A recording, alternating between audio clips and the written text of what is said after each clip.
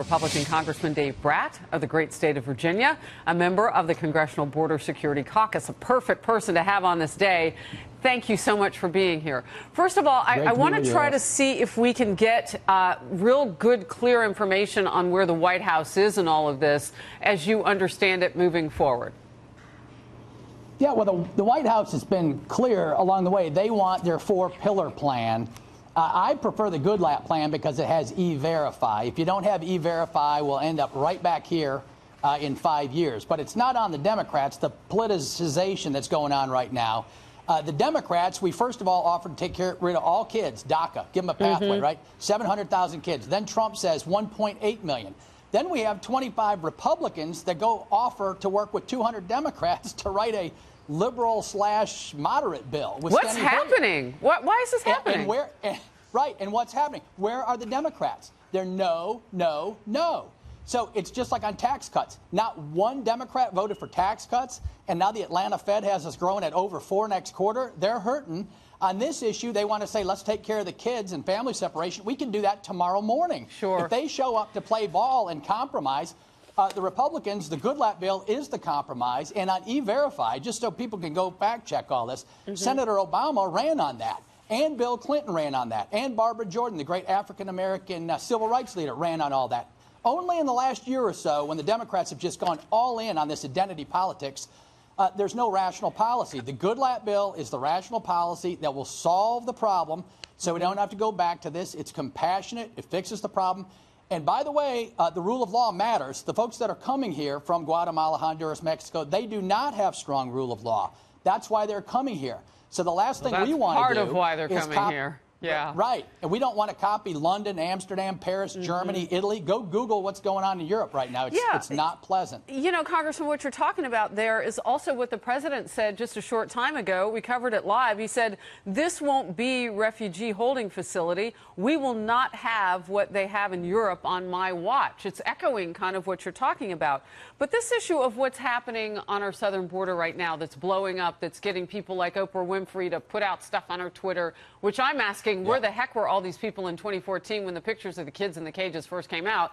But all of that aside, what's happening is something that is separating families at the border. And the administration today seems to be putting out sparse messaging on that. We know it's happening because the Attorney General tried to use the Bible to defend it. Yeah, no, I mean, the politics, the Democrats lose on the issue itself, right, on immigration. So they wave a shiny object by the day on whatever the topic of the day is. Don't look over there. Just do rational immigration policy. That's called the Goodlatte bill. The 4 pillars of Trump are good, but it's missing E-Verify. Without E-Verify, that ends the chain, right? If we pass a DACA, the moderate bill, will give amnesty to 2 million folks. Our folks in DHS and the Secretary will confirm, they'll be working on processing those 2 to 3 million people full time. We won't have any officers left to do immigration border control. So the whole thing comes back. You announce to the world, and guess what happens? You're going to get another surge, and we'll be right back here in a few years doing this debate again. Wow, Congressman, that really makes it simple. But both of these plans coming from Republicans have some amnesty in them. But the way that you spelled out that moderate, though, it really makes sense because then the president also doesn't get what he wants. And he said, hey, it's about deal making. You got to get something to him to sign. Tell me about amnesty in the one that you think that he would sign. What does that look like? Yeah, the Goodlatte bill specifies all the kids that have DACA confirmation, right? So it's not a guesswork, right? The Weekend bill has guesstimates based on prior amnesties. There's a handful, not enough to do good, science or whatever. But you're just making guesstimates, and then you're going to have tons of people who aren't qualified saying, hey, I got paperwork. Well, how many people from Guatemala and Honduras, et cetera, have paperwork? Very few. Everybody gets it in common sense, right? So the Goodlatte are the kids that signed up for that special status. That is an amnesty, but we're willing to compromise. The Republicans compromised on this, and there's plenty of other compromises. On E-Verify, we've made compromise for the agricultural workers, et cetera.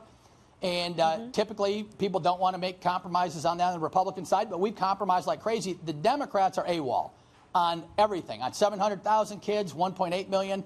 On the Democrat bill, we went to work with Steny and 200 Democrats, And now they won't even vote on their own bill. And so that How shows do they you go back to clearly what's their going on. constituents, then the Democrats, and say that they walked Right. away from the table this time? Do you think that this is as close Right. as we'll get for a long time to getting something done? Do you think this is going to be, hopefully not, but potentially a missed opportunity for everybody, including Democrats?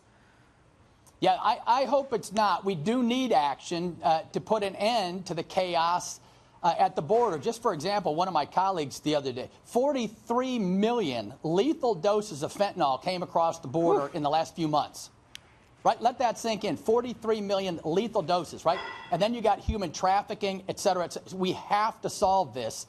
And the Democrats are nowhere, right? If you say, how many folks should we let in? They will not have an answer. What should we do on border security? No answer. So the press doesn't hold them accountable to answer the tough questions. I'm sitting here in the hot seat taking all the questions. Where's the Democrats? Nope, they're hiding behind glossies and TV ads and whatever.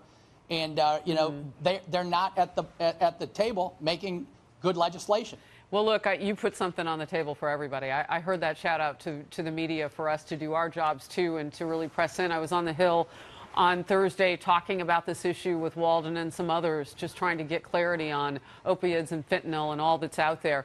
Congressman Brat, a wealth of information. Thank you for breaking down those two immigration bills in such a specific way. Appreciate your time today. Thank you. Hey, you do a great job. We all love you. Keep it up. Thank you very much.